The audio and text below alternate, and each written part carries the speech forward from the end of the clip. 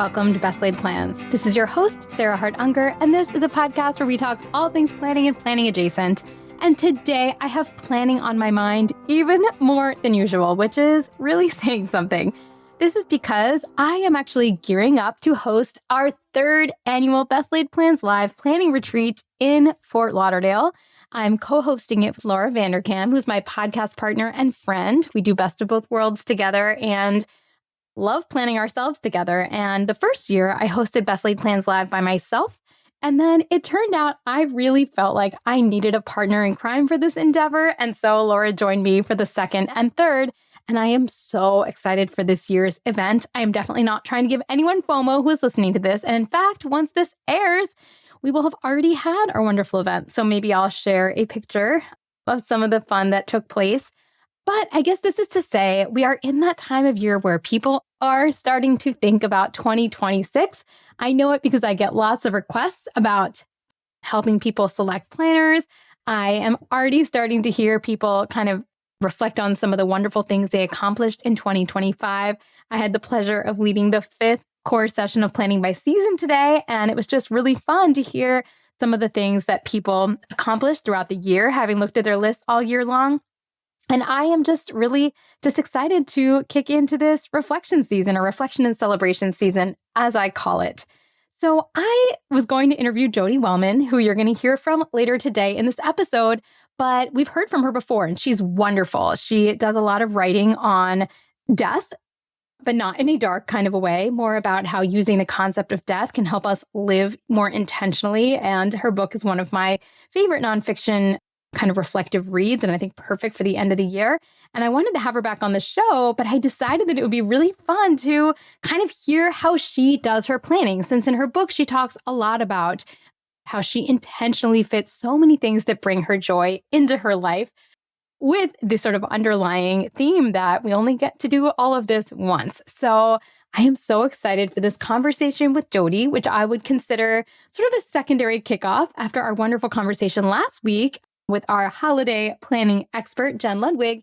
This is now another perspective and more about how one might ceremoniously start to think about planning your 2026. Now, if you do have FOMO and you wish you were at Best Laid Plans Live, or you hear the planning rituals that Jodi talks about and you're like, oh, wow, I wish I had my own kind of structured planning setup for the next year, I will share that Best Laid Plans at Home is still open for registration. Best Laid Plans at Home is my structured planning course for annual planning. So it's 4 hours of just sitting with your workbook, which you probably will have printed out, or some people like to do it on an iPad, that I designed, and thinking through all of the nitty-gritty of what you want to do with your one precious 2026.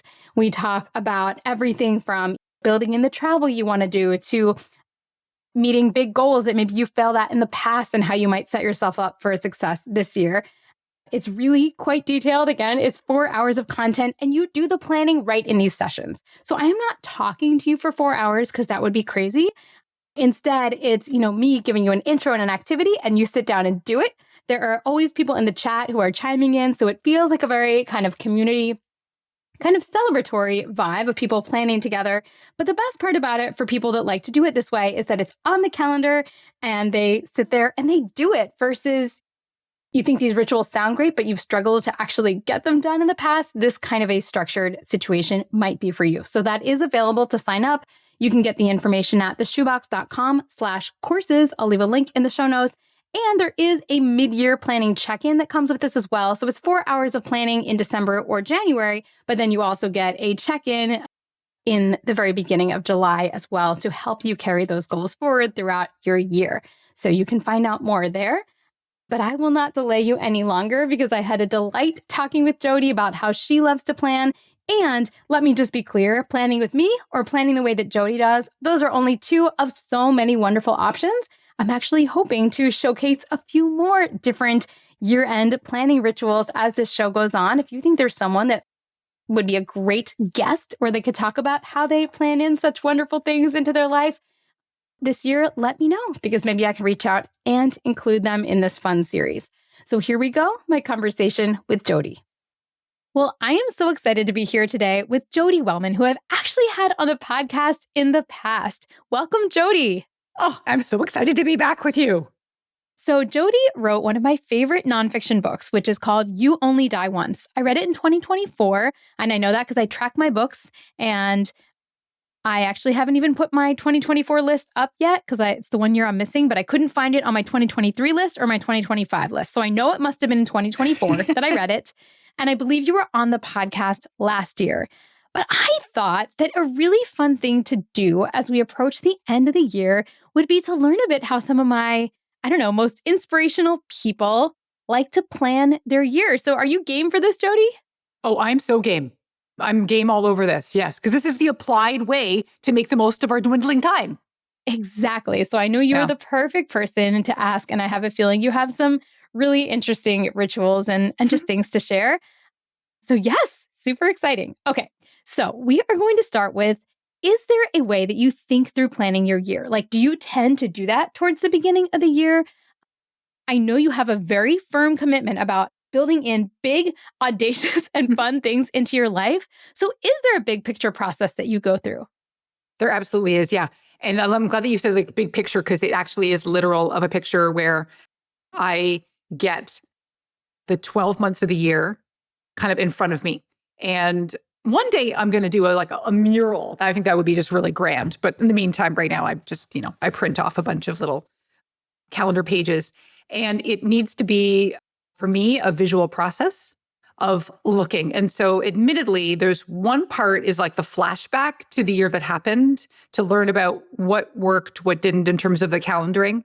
But it is a big picture visual. And I have to just say, the most anchoring thing, I'm just doing a shout out to the Grim Reaper, basically, is looking at it and saying, all right, I got 52 Mondays, like 52 of these weeks, like creating like the whole mindset around before looking at the year. Because for me, it has to just be in context of, wow, this is it. This is going to be 2026.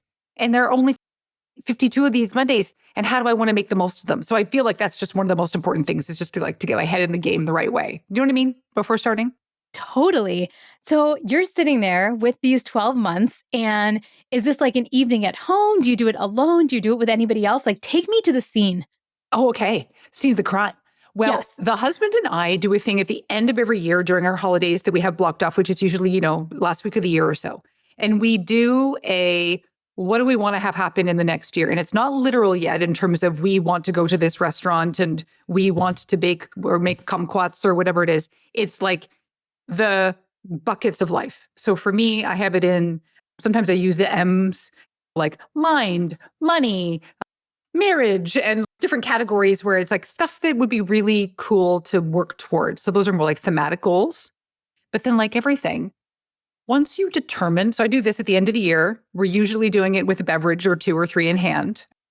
Sometimes when we lived in Chicago, we would go out for brunch and I would call it plan our year drunken brunch. It had to be, I remember going one year to the Ace Hotel. It was super fun. And the planning is the outcome of, hey, if I say, like, for example, if I say I want to have a little more spontaneity in the year, well, actually, this is kind of ironic because, like, can you plan for spontaneity? Funny enough, I think you can. Like it sounds kind of nerdy, right? Like planning for fun. But like, I think you can plan for spontaneity where it's like, I want to do more adventures, little mini things. So that would look like if I've identified, and that's going to be one of my things for 2026, just there's that's coming. It would mean, well, let me look and say, if I've got roughly 52 weekends in the year, or because a lot of the times it can be like, I'll block off maybe a Saturday morning for something spontaneous. And so sometimes it is about, well, if I'm going to do that maybe 12 times, when would that be? And I'm going to map those out as circles, maybe with a giant question mark that I'll color in with a fun color, because it'll just be like, I don't know what's going to happen, but I know I'm going to do something that's going to be on a whim. That's what I'm going to do. So yeah, No, that's one example. I love the idea, like planning for spontaneity. I actually talk a little bit in my book about how like spontaneity is kind of overrated in certain contexts, or like serendipity is like, it's great when it works, but honestly, you're probably more likely to have fun if you actually plan in the fun. But yours bridges that gap because you're like, no, I'm planning out half a day where I'm not putting any drudgery there. I'm not putting work there, and I'm not putting planned things there. Right. I'm going to leave them open with the idea that as we get close to it, like we're going to fill it with something spontaneous. So You bridge the gap. Right. Like living in the mystery. But it's funny because we have to be realistic with our calendars in our lives. Like I might have good intentions to do just something kind of on a whim that might please me on that day. But if I don't have it blocked off, I'm going to do laundry. I'm going to do boring that's going to make my life not feel excellent versus, ooh, I know that like next Saturday coming up is my giant mystery question mark. Am I feeling like a hike? Probably not. Am I feeling like a really great brunch or what? Who knows? But I won't know till maybe Saturday morning or maybe the day or two before. So yeah, carving out time for if that matters to you. And that is an example of something that I think matters to me. And I think someone else.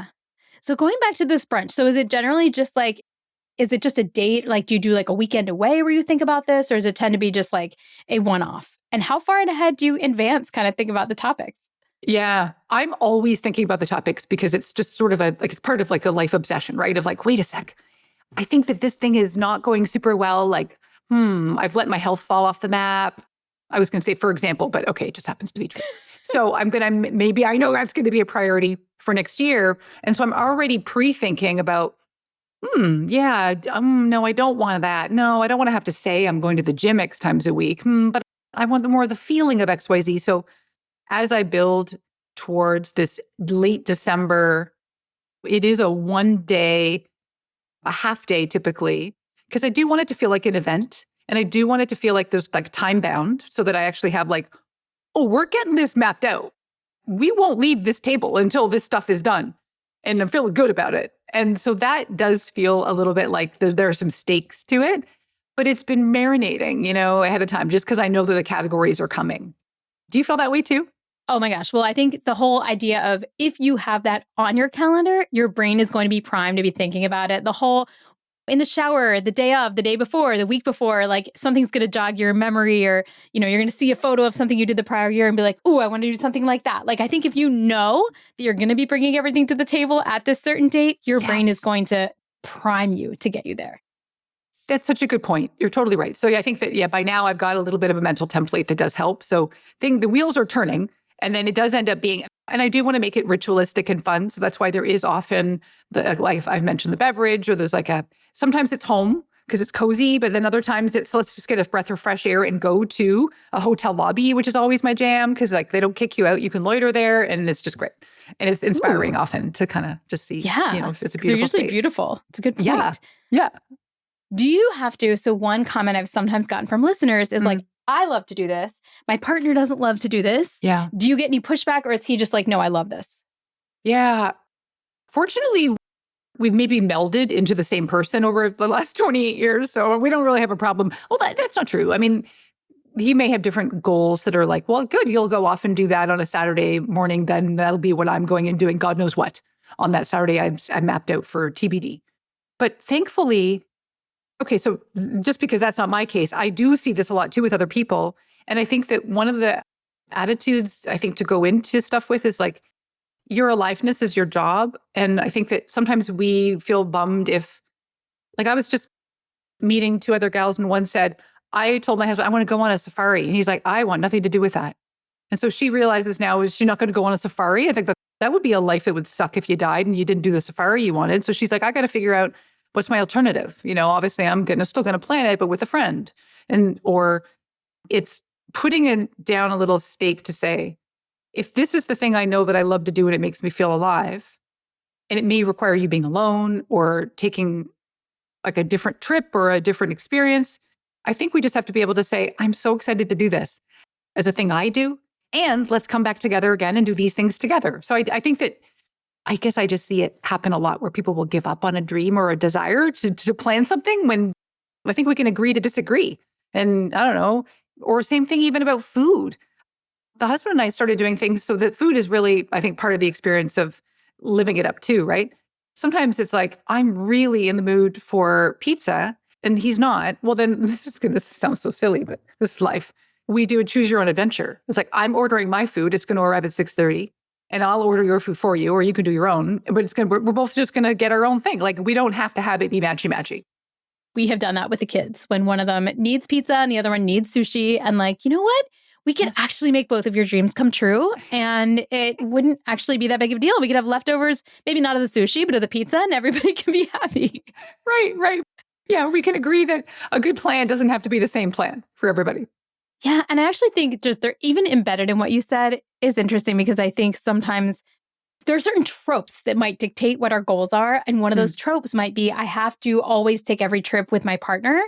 And I think sometimes it can really be helpful to question them. Like, does a healthy relationship require that every single trip be together?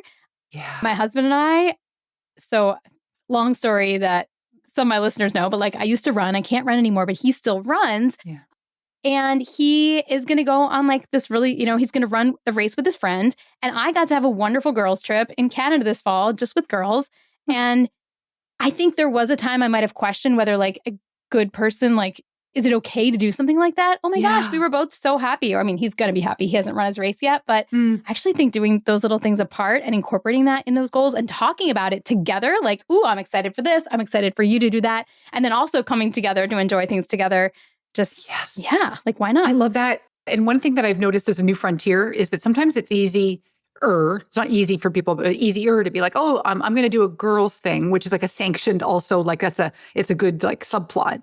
And then you can do your thing or not during that weekend. Sometimes it's doing it at the same time. The new frontier is when you want to go do something alone.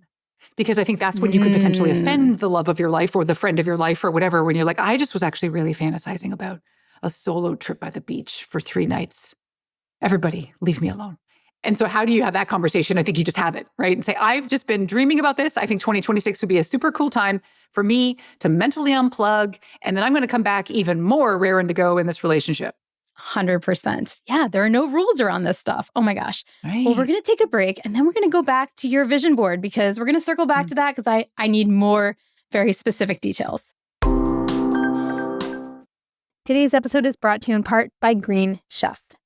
One of my favorite things about the fall season is the food. Warm, homey flavors just make everything feel comforting. Plus, with the new seasonal energy, it's the perfect time to reset and bring healthy habits back into focus. Green Chef can help you do that even if your season is chock full of school festivities and events.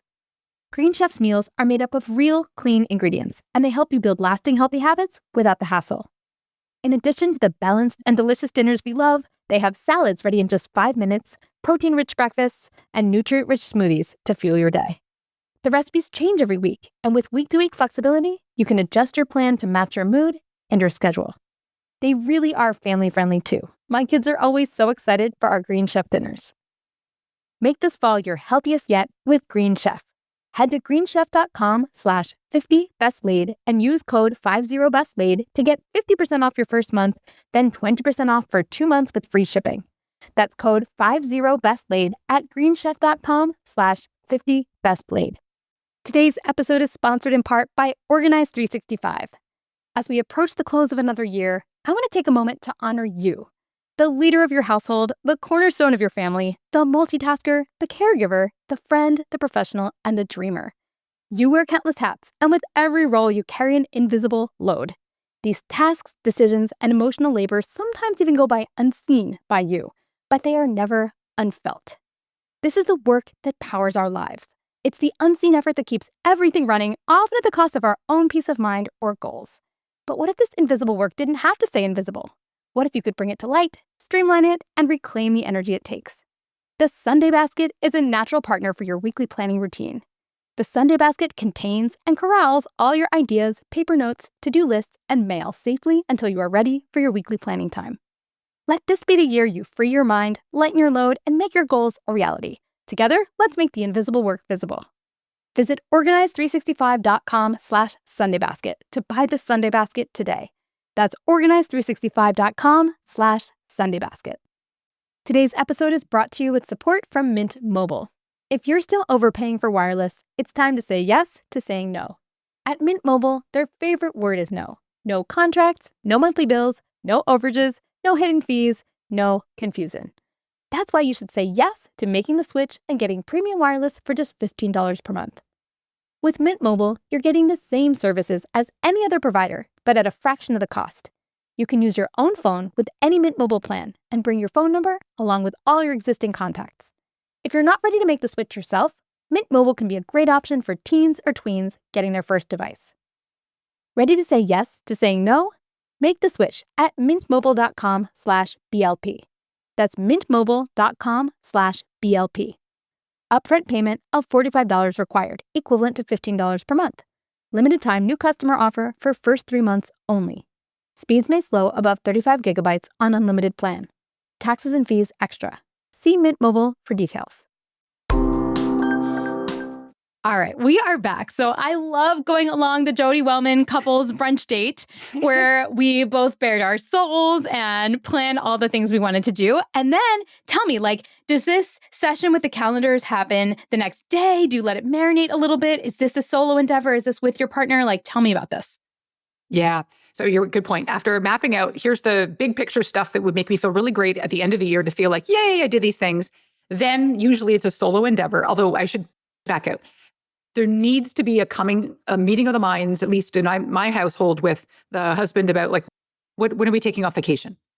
And we have to map it out for the whole year, or else it's good intentions that blow away. And then we commit the crime of not taking time off, which is stupid. So we have to organize that. Boom. Once that's done, I'll squirrel away on my own time and then do this thing, which admittedly is my caution for this is I could have grand plans. One thing I might identify for the year is I really want to bolster my friendships. Okay, cool. That sounds fine. But I know me too by now is what makes me feel alive and what makes me feel de-energized. And so I've kind of come up with an ideal month framework, which is a friendship endeavor of some sort 5 times. And that's literally 5 times all month, which includes a lunch or a dinner or a weekendy thing or something. If I do more than 5, I'm feeling a little bit overstimulated, I'm more of an introvert, right? So that for me, though, is good. I get to nurture 5 relationships in this way. Now, nurturing it, though, for me, though, might then mean it's a couple meaningful text exchanges. So I just use that as an example, though, about 5 is my current sweet spot. Some months might be less, some might be more. Same thing about learning. I know that I need to be having at least 1 or 2 classes about learning something in a month for me to feel alive. I've learned the hard way about creativity, because if I don't do something creative every day, I feel like something is I'm decaying, I'm dying. And so I can't, now creative to me could be I'm doing a doodle for a blog post and that still counts. But if I go another 2 days in a row, things are off. So I have to map that out. And I actually have a master calendar for my life, which is optimal functioning me is this. And there's X number of things too, where it's even, obviously, it's there's the categories of life again. So there's the love life stuff, which is when are we doing a fun date where it's actually effort is put into it? And that's the way I categorize it too. So in a given month, I'll look and I'll be well, we'll go out to dinner or do out to brunch or something on these days. And it counts as a date. But I a more, so then I'll have one that's really special where I will plan a mystery date where it's all you need to know is we're blocked off at 5:00. And then I will have planned maybe a couple of different things that he won't know about because I just happen to value surprise. It's quite funny because he doesn't, but I do. So that's just I guess that's not maybe the most compatibility moment for us. But so that's actually so I will look at the map, I guess it is the calendar. I know my ideal life and I'll overlay that with my new goals about, okay, if I want maybe to do more learning and growing, well, then that might mean I need to map and go, okay, you got to spend more time reading smart books then. Maybe does that mean Thursday night? Maybe Thursday nights for the month of February, it's, I don't know, Smart Fest or something. And I'll be I'll block off 90 minutes before we zone our brains out and watch TV. Okay. Boom, boom, boom. I scheduled it in. And now all of a sudden I'm kind of excited for Nerd Fest on Tuesday. I'm making this up right now, but I actually think now I'm going to do it. And so it's it's overlaying that. I will usually do that alone. And then I will often, in my household, I will then just force my husband to do it with me, which luckily he's pretty game. This is such a side note, but whenever I hear people's random examples of stuff, I always get so much inspiration. This is why my favorite time of year is when everyone has their goals list. Not because I'm going to steal their goals, but because I'm oh yeah, nerd night or surprise dates or I don't know. It's just so interesting to hear what people come up with. I'm so with you. It's funny. Anytime I do a workshop and someone else will talk about the thing that they want to do to widen their life with vitality, it's not that everyone else then wants to do glass blowing class either, but it's oh, that's so interesting. And that makes me think, I might want to do this creative thing over here. It's that's how ideas germinate, right? Yes. And I want to also just go back. So when you do this session, what I really loved is that you had this like overarching goal that you wanted to do friend stuff, or you wanted to make sure that this was a like friend intensive year. But then you moved beyond that to, okay, well, that translates not just, okay, like vibes, friend vibes, but that's what this means to me, 5 things per month. And I'm going to schedule them before each month starts or whatever that is. And it sounds like you do that with a lot of different realms. Yeah. There was a period of time too where admittedly I started feeling like, is this really the way life has to work? And because a part of it is like, I like the idea about, I don't know, this fantasy, amazing life that just happens organically. Yeah, but no. Because then it just means like you say to a friend, oh gosh, we should totally get together. And you actually mean it. It's not just one of those niceties. Yeah, it's not going to happen unless you put it in the calendar, friends, right? Same thing about, oh, we should try that restaurant. The number of times I say that, or oh, we should, anytime there's a we should, well, first of all, a coach would interrogate that word. But I also think it's like, great, this good information. And when's it going to happen? Yes. So even if I feel a little bit militant with the way that I'm mapping out my calendar, and we'll come back to the idea about how there's still room for flexibility, at least I know I'm giving myself a fighting chance to live a life I want to live. And now let's talk about opting out. Because you know John Mulaney, the comedian? Wait, who is it? John Mulaney. Oh, I don't think I know him. Okay, so I live under a rock. has It's fine. a fantastic joke line that canceling plans is like heroin. You know, the feeling like, do you ever have an evening plan where you're supposed to do something, but then it's like at the last minute, like we do this all the time. We buy concert tickets. And then at the last minute, I'm like, oh my gosh, I'm so tired. I don't want to drive there. I don't want to have to wait for the opening band. I'm like, what if we just skipped it? And then we feel like we're playing hooky, only no one's going to get us in trouble. All we did was waste the money on the concert, which is not good. But sometimes we'll give the concert tickets to someone else. Yeah. So sometimes there's an exquisite joy in saying, yeah, no, we're just going to call in the pizza tonight and the sushi for obviously your other child. And also not over programming. Because again, back to like my threshold, it's not just X number, like 5 social things in a month. It's also like excursions and endeavors. So even things like a busy night of errands will really tire me. And so I don't want to be doing that. And so I will artfully plan, for example, for like a light Monday for work. So I can look forward to Monday and not dread it. I'll artfully plan for ideally like 3 nights in a row at home where we don't have anything doing, either socially or committed, so that we can just be like having that period of space. But same thing, even if there is a plan where I've said, back to what I did say, oh, geez, I said it, got to get healthy in 2026. Well, what's that going to look like? Maybe it's going to mean one of those 3 precious nights in a row is going to mean involving, I don't know, pickleball. Would you say Pilates? Yes. Okay. Pilates may be more than pickleball. We'll have to see. We're going to see what comes out of the drunken brunch. Can be very relaxing, Pilates. So it could be like downtime, but then also health at the same time. Oh, I've heard that about restorative yoga. You just basically fall asleep the whole class. Yeah, yin yoga too.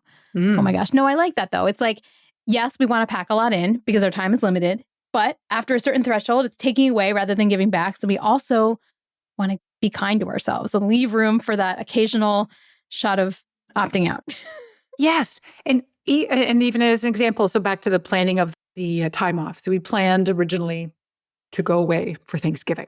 And there's great joy in the planning and the looking forward to things, which I just want to say from a psychology point of view, the cool part about all that you profess, which is best laid plans, like making plans for stuff, you are tapping into the most awesome low-hanging fruit of positive psychology, which is positive anticipation, which is like, I get to look forward to either the trip or the special dinner or the neat little craft time I booked off on Sunday to work on that special little art thing. Like, there's something pleasurable about that. But I will also say, back to the idea about iterating, we just got 2 new kittens, which means life's getting lived in this household. And so we said, oh, we're not going away on Thanksgiving because we can't leave these 2 children home alone. So we're moving it. And that's very okay because there's also confidence that it's going to fit in somewhere else. And so it's still just keeping the priorities alive of, well, in our case, it's cats. But then it's, okay, we didn't just take that trip and cancel it. We said the only way we'll move it is if we can bump it. And you have kittens. So it's like, it's not like you chose it no trip or nothing. You chose no trip or baby kittens. So that's Or exactly, I mean, being I see it. parents. Yeah. Aw. So in terms of the holidays, since we do a lot of talking about this time of year, and there's a lot of discussion about like not overpacking things and, making sure that you do the things that are important to you. Do you have any particular holiday planning rituals that you think through? Oh, 100%. Yep. So you know how there's the grand scheme bucket list that you do in life, and we can debate the pros and cons of those, fine. But I'm a fan of the bite-sized bucket list, which means the holidays are prime for this. So we do a thing that is called the list of all things. And so in our case, we celebrate Christmas. But so it could be whatever your holiday is, the list of all things, holiday 2025. And so it's for every single chunk. So in this case, I already have a little list running where I know I'm going to make the cherry chew bars that my grandmother used to bake. Okay, that's just one silly thing, right? Everything's silly, but that's life. And then another thing is we know that we want to go to, there's like a date farm where they don't make dates. I guess they grow dates. They grow them. They make them on that farm there.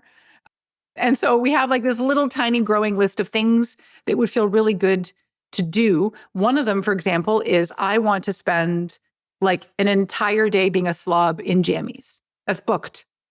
And then like a movie marathon, like I think we're going to do the Top Gun Maverick thing. We might do that. And we're debating which one to do, but it's got to be on the, and so we're putting this list of all things, Christmas holiday in our case. And we're also super careful that we're not creating 989 things that won't fit in. If we had more than will fit in, that's okay. But what we do is we're like, ooh, this is like a wish list. And then we're going to star things that we know for sure. We're going to, I mean, obviously the cherry chew bars, they're going to happen. I mean, that's not debatable. And then we get to have that be the guiding force, because the risk is we could kind of make our way through those days and life will fill it up with something. We'll have to call the HVAC company because something will happen. I'll just answer emails. I'll end up squandering it. He'll go outside and rake the freaking rocks. I don't know what's going to happen. And then all of a sudden it's Thursday and we're like, oh, Merry Christmas. Like, what happened? So you get the point, right? It's like, at least we know on a given day, even if we had to do all those other stupid things because that somehow it needs to get done, at least I'll know that, wow, like, well, we did go to the date farm this morning and then we did have, the cherry chew bars for dessert. Yeah, right. So you know what? We nailed these holidays. So yeah, for me, it's a list of stuff. Yeah. And your lists always have really fun names. That actually made it into my book. I forget what section it is. I think it was in my monthly section. I was like, you could name your list something amazing, like Jodi Wellman suggests, like Crush This July, or I don't remember. I quoted you directly. So, oh, I'm so honored. That means a lot. Cool. Oh my gosh. So this has been so inspiring. This is my new series. I'm going to listen to how people that I admire and think are super fascinating plan their end of year. So thank you for being my kickoff guinea pig. Listeners, I sprung this on Jodi 2 minutes before the episode began, and I stood her up like 2 weeks ago.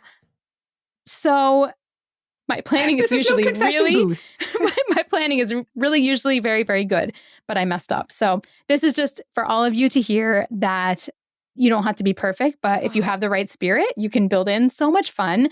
And this is an official question as part of this interview, but like, I'm also very curious, like, what is up for next year? I mean, you don't have to give up me your whole goals list because I know you haven't done your brunch yet as this is being recorded, but like anything exciting up ahead for you?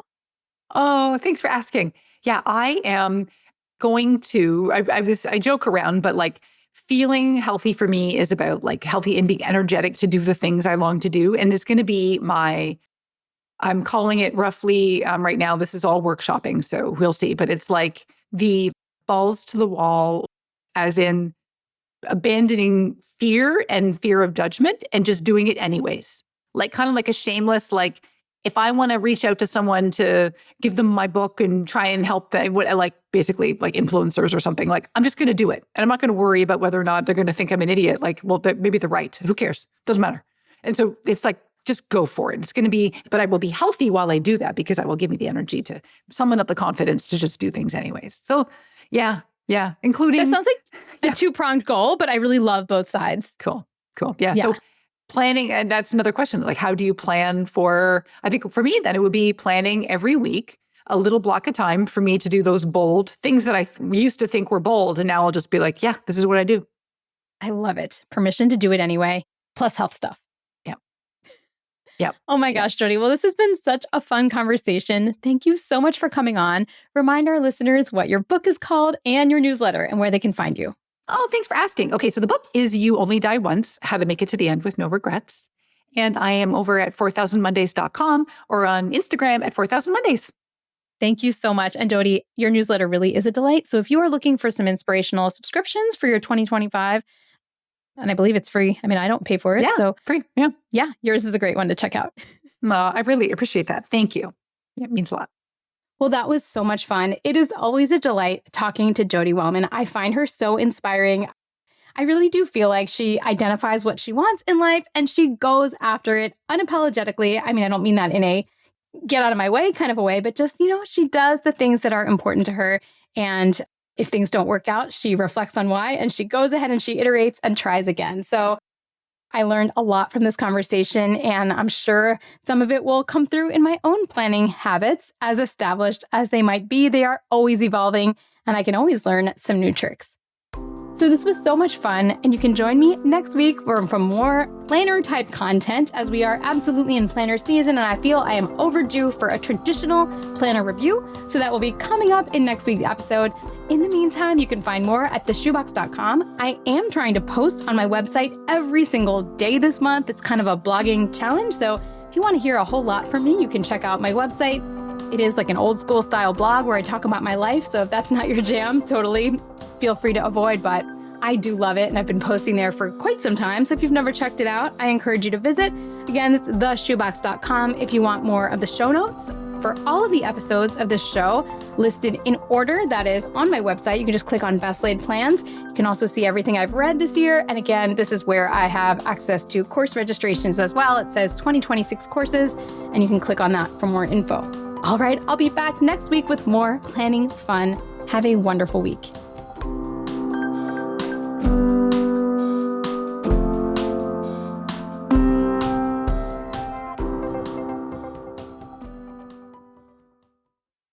This podcast is part of the Sound Advice FM network.